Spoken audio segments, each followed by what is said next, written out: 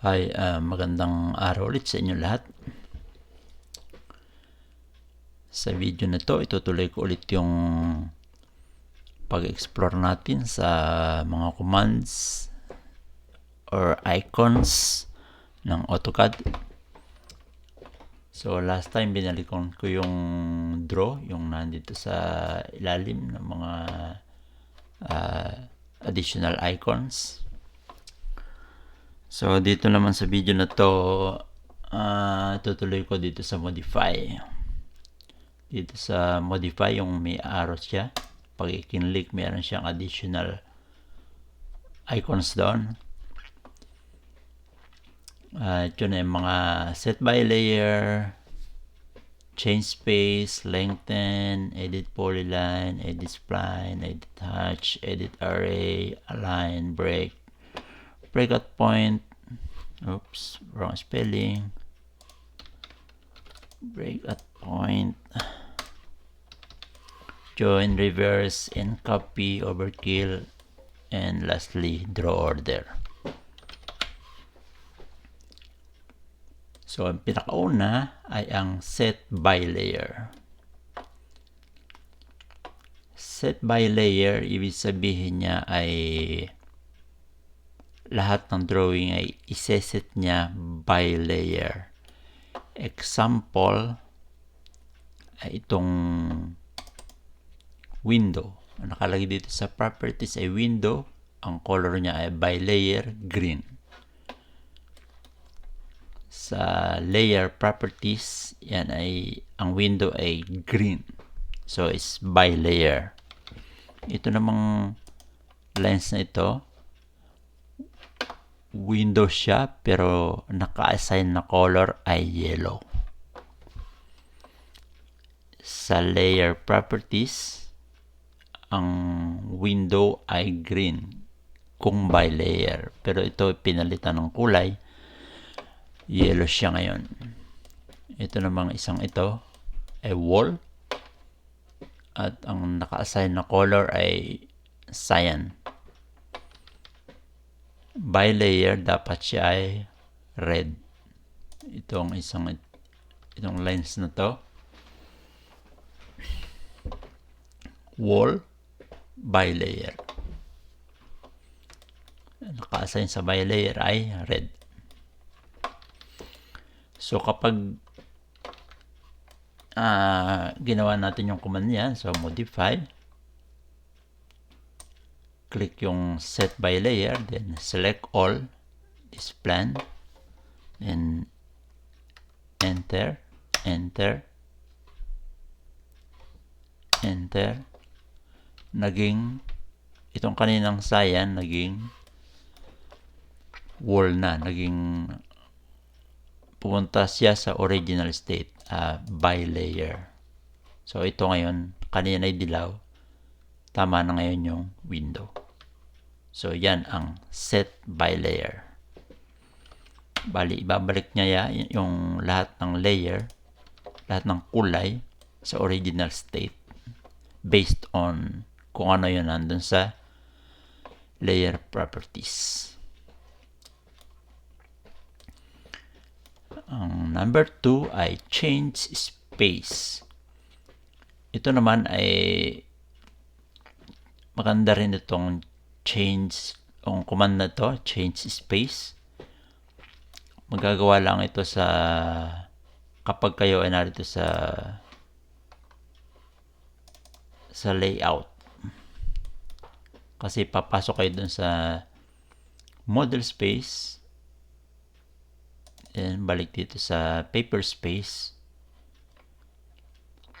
So halimbawa itong wordings na to, service area, double click para pumunta dun sa model space, then select object, and click natin yung change space. Ibig sabihin, from model space, dadalhin niya sa paper space. So, pag kinlik nyo yan, double click sa paper space, na dito na siya. Pag pumunta kayo dun sa model, wala na yung room name na service area. Tapos kung gusto nyo ibalik ulit, select object, modify, change space, dadalhin niya ulit dun sa model space. So ayan ulit. Maganda rin tong command na to, pero hindi ko rin ito nagamit sa aking pagtatrabaho, pero dahil hindi ko rin alam, pero useful din to. Sometimes kasi meron tayong gustong kopyahin dun sa loob sa model space papuntang paper space. So ito ang the best kasi hindi siya magbabago ang size, unlike kapag kinopya nyo to, copy, then punta tayo sa paper space, B, C, kasi ang paper space most of the time pag may title block ay 1:1 yan. So magkaiba ng scale yung 1:1 at saka doon sa model space na 1:100. So ang command na to, kapag kinopya nyo, ginamitan nyo itong change space, hindi siya nagbabago ng size. So copyhin natin dito, halimbawa, tapos ibalik natin to sa paper space, change space, babalik sa dun sa model. So meron na kayong nakopya na same size. Napakaganda rin ng command na to, pero yan, hindi ko rin nagamit sa aking pagtrabaho dahil before hindi ko alam. Ngayon ko rin lang na laman ito, but useful.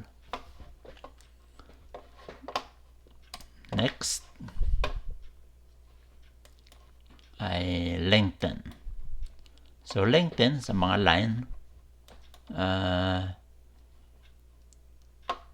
talagang ano lang, ile-lengthen mo lang, pero ito may set mo yung dimension.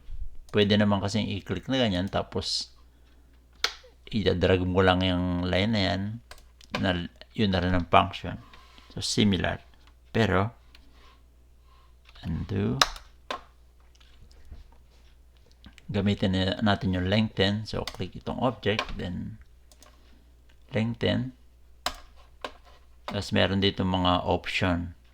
Kung total, let's say 1,000 doon, yung pwede total gawin yung 2,000 dito, enter, magiging 2,000 siya. Tapos meron pa doong mga ibang option, pag laro-laruan nyo na lang. Maganda rin ang ano na to, dahil eksakto yung pwede nyo i-set ng eksaktong dimension. Unlike dito, hindi siya, mahirap siyang i-eksakto. Very useful din, maganda rin. Again, hindi ko rin nagamit yan dahil hindi ko rin alam dati. Next, edit polyline. So edit polyline, meron tayong rectangle dito. So ito ay polyline. Gawa pa tayo ng isang polyline, PL polyline, enter.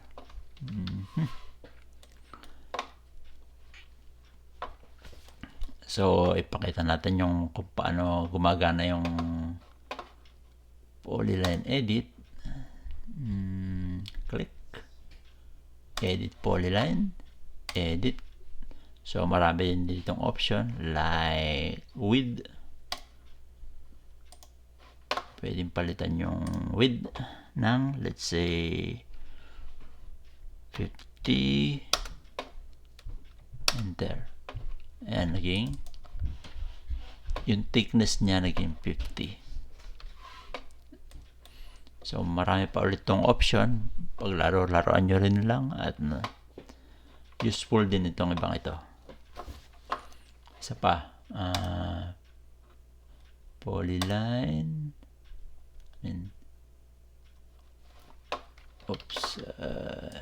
Modify. Edit polyline. Edit. So, mga option na yan. Pwede rin gawing spline. Pwede rin gawing what else? The curve. Pwedeng ibalik sa original state na hindi curve. So, ayan, iba-iba yung option. Maganda rin.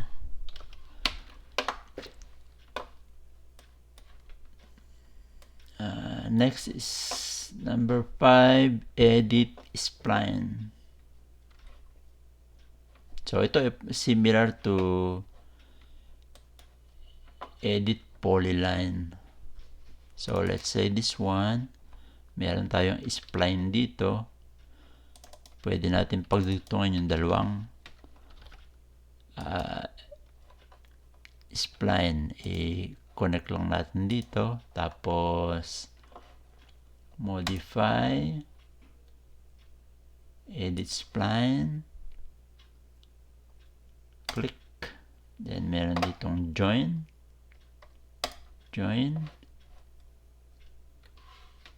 enter,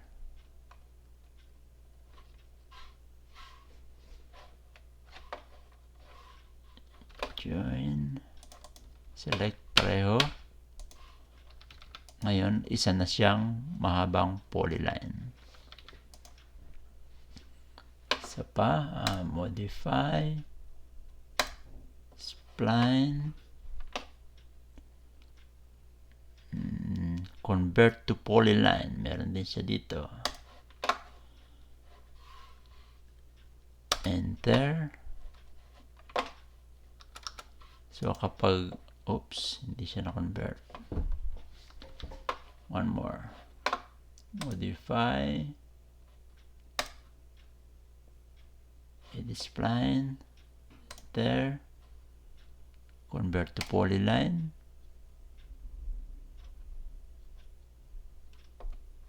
So, meron ditong option ulit na yung segment ito ng mga lines. Pwede natin gawing, let's say, 20.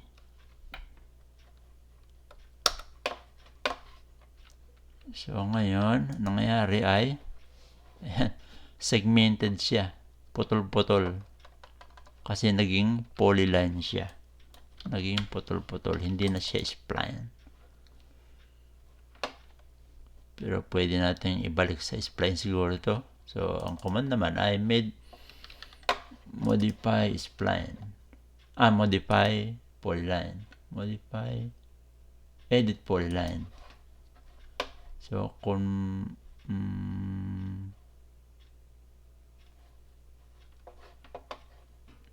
pwede natin, ito pala ang command, spline. And then, spline. Enter. Hindi nagbago. Ulit.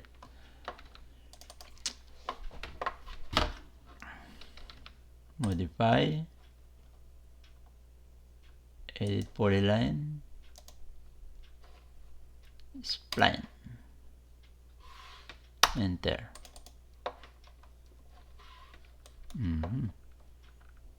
Hindi siya nagbago. Siguro dahil too dense yung hindi, naging spline pala siya. Kaya lang masyadong maliliit. Masyadong maliliit yung segment. Pero na-convert siya ng balik sa spline. Kaya lang nasira. Kasi yung mga segment niya maliliit masyado. Yan. So, punta tayo sa number 6. Edit hatch. Edit hatch. Ulitin natin to. So, let's say this, we have 3 rectangles. I-hatch natin to. Isa. Hatch. So, next is i-click yung hatch. Then, punta tayo sa modify. Edit hatch. So, may option dito. Add select object. Pwede nyo i-add dito. Tapos, okay. So, naging ano siya, naging kasama siya nitong hatch na ito. Hindi siya hiwalay. So, pwede nyo idagdag. Isa pa ito. So, ulitin natin. Modify, edit hatch. Ito yung edit, then enter, then add select object. Pwede rin add pick point.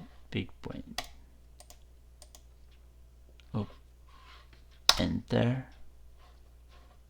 Okay. So, ayan pa. Nadagdagan pa ng isang area.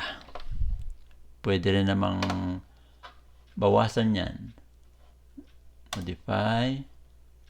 Edit hatch. Click yung hatch. Tapos nakalagay dito. Remove boundaries. So, click natin yung isang boundary. Tanggalin natin yung boundary na to. Enter. Nawala na siya. Yung malaki nawala. Yun. So, yun ang edit hatch. Pwede nyo bago-baguhin yung area na gusto nyong i-hatch o gusto nyong bawasin yung hatch. Next is edit array. So, kung meron na kayong array na ganito, pwede nyo i-edit.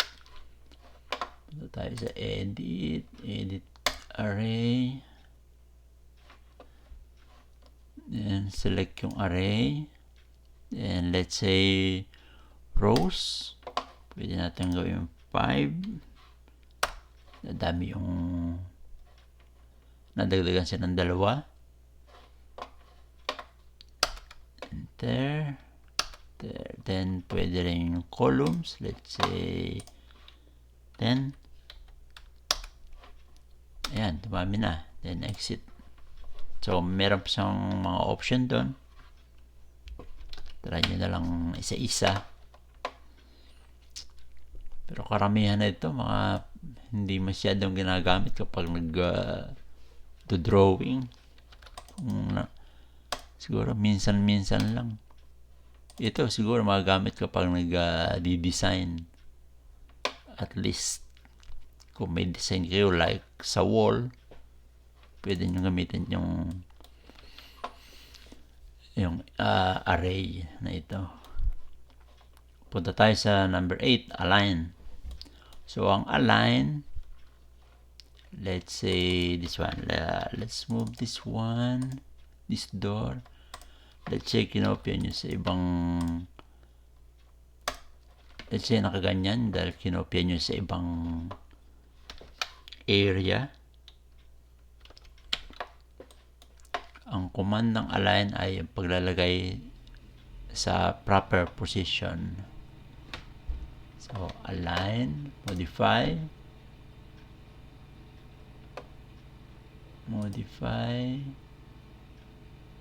align, kiklik yung gusto nyong i-align, then enter.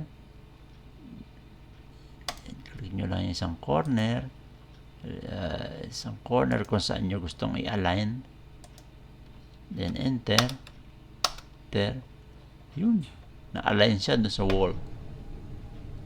Ito, ayan, very useful din to sa kapag gumagawa ng mga drawings. Minsan kasi mahirap mag-ikot-ikot. So, pinakamadali ay yung i-align.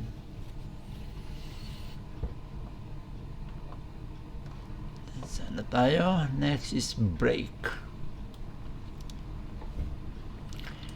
Itong break ay literally break. Let's say we have a rectangle or polyline. This polyline, break natin. Modify, break. Select yung object na i-break. Then first, F is first. Kung gusto nyong, let's say dito sa banda rito, yan ang first point. Sa banda rito, yan ang second point. Yan, na-break na, nabutas. So yun ang break. Punta naman tayo sa number 10, break at point. Ano ba yung break at point na yan? Break at point, select object, then specify breakpoint. Cling. So yan, meron siyang, ayan, na-break siya doon, simula doon sa pinagsimula ng rectangle. Na-break. Kasi dito tayo nagsimula ng rectangle. Let's try kung dito tayo sa kabila magawa. So, rectangle, from here, pakaliwa tayo. Then, modify, break at point. Enter, then, click somewhere here. So, ano na break ay itong segment na ito from the origin, kung saan tayo nagsimula ng paggagawa ng rectangle. Pwede rin siguro sa line yan. So from here to going to the right,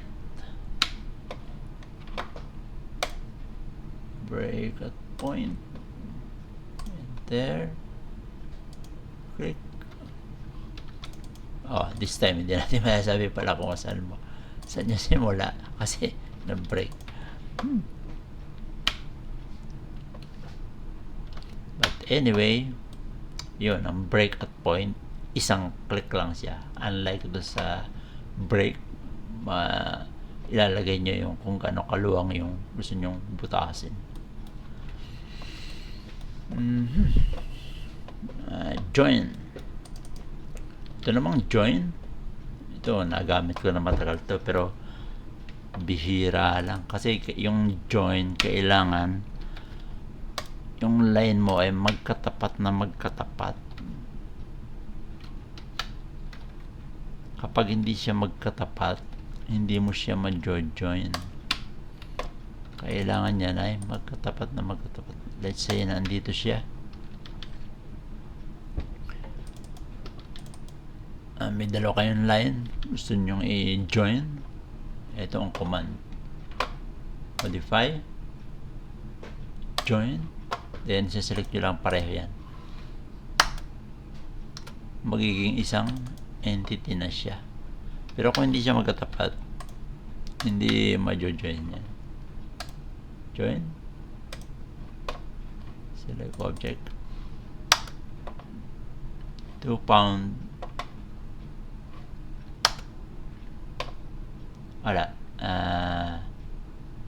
discarded from the operation. Hindi siya mag-join kasi hindi siya magkatapat.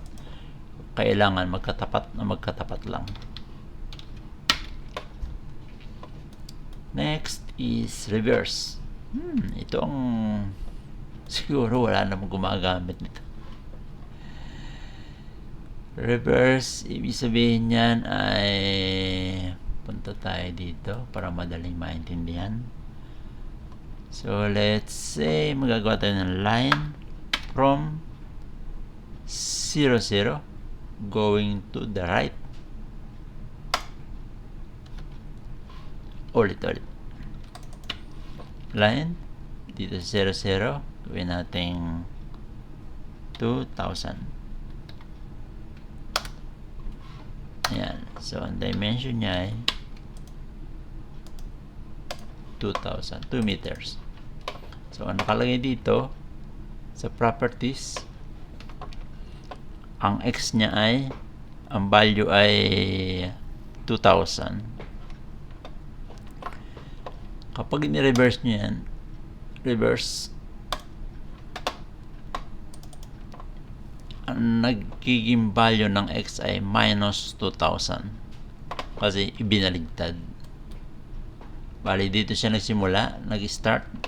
See, dito x, start x dito sa 2,000, tapos bumalik sa 0, and n niya ay 0, 0. Kaya yung ano niya negative. Tapos pag in-reverse ulit natin yan, reverse,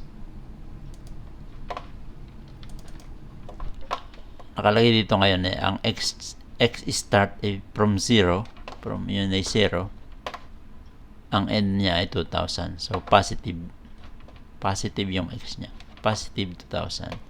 Pag in-reverse ulit niya yan, reverse, balik siya sa negative. Click. Ang value ng x niya ay negative 2,000. So ganun lang yung yung reverse, which is hindi ko alam kung sino gumagamit niyan. Bihirang-bihira siguro. Depende sa trabaho. Siguro merong ibang mga trabaho na gumagamit yan. Pero sa architectural, parang useless. Next, ncopy. So, ncopy, ayan, maganda itong, may nagawa na akong video niyan dati.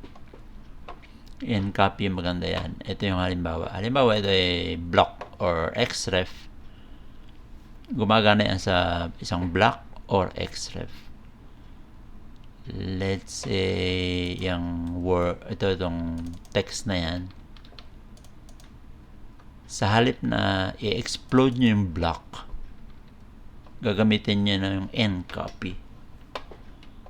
Ibig sabihin, nested copy. You will extract object from a block. So, modify, ncopy.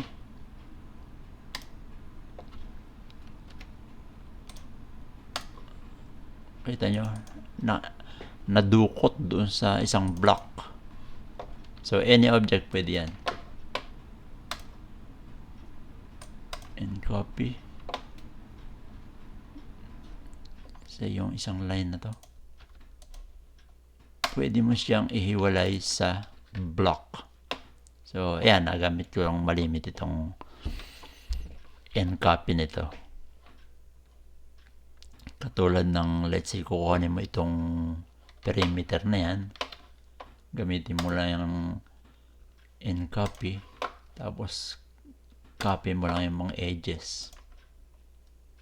Edge na ganyan.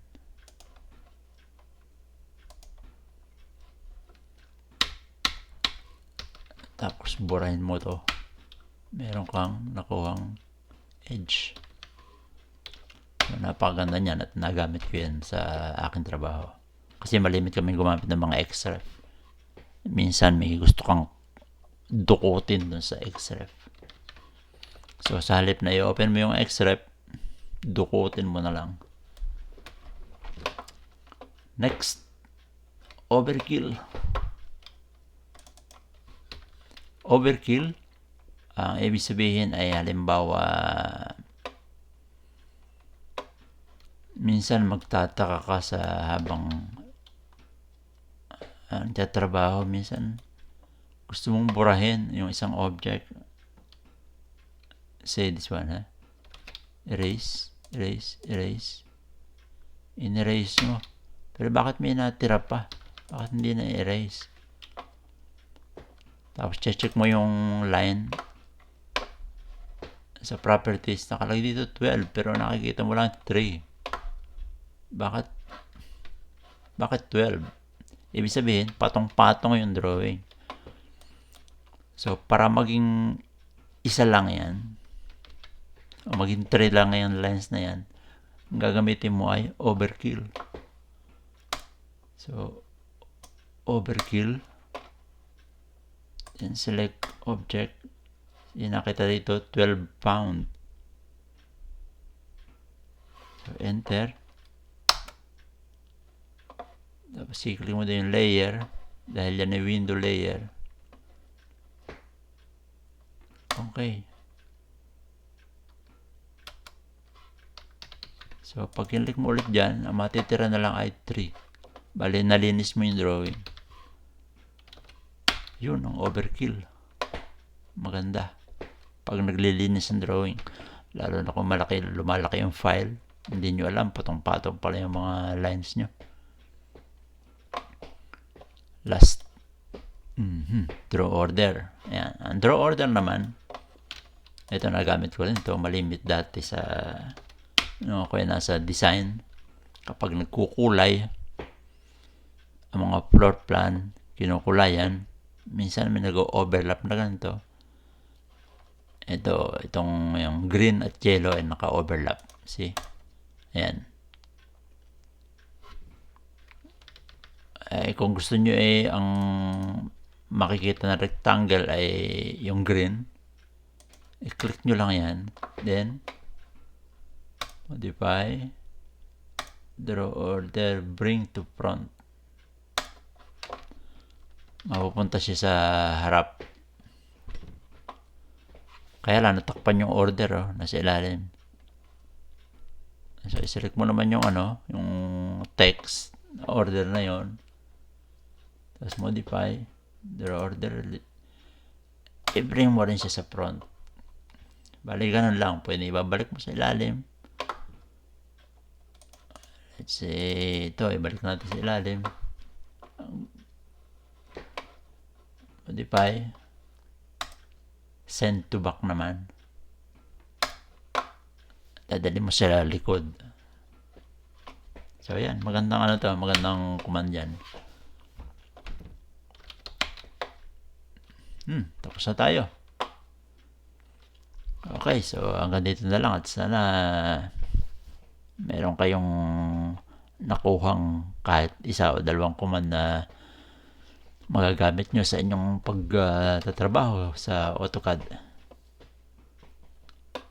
Okay, hanggang next video ulit. Thank you.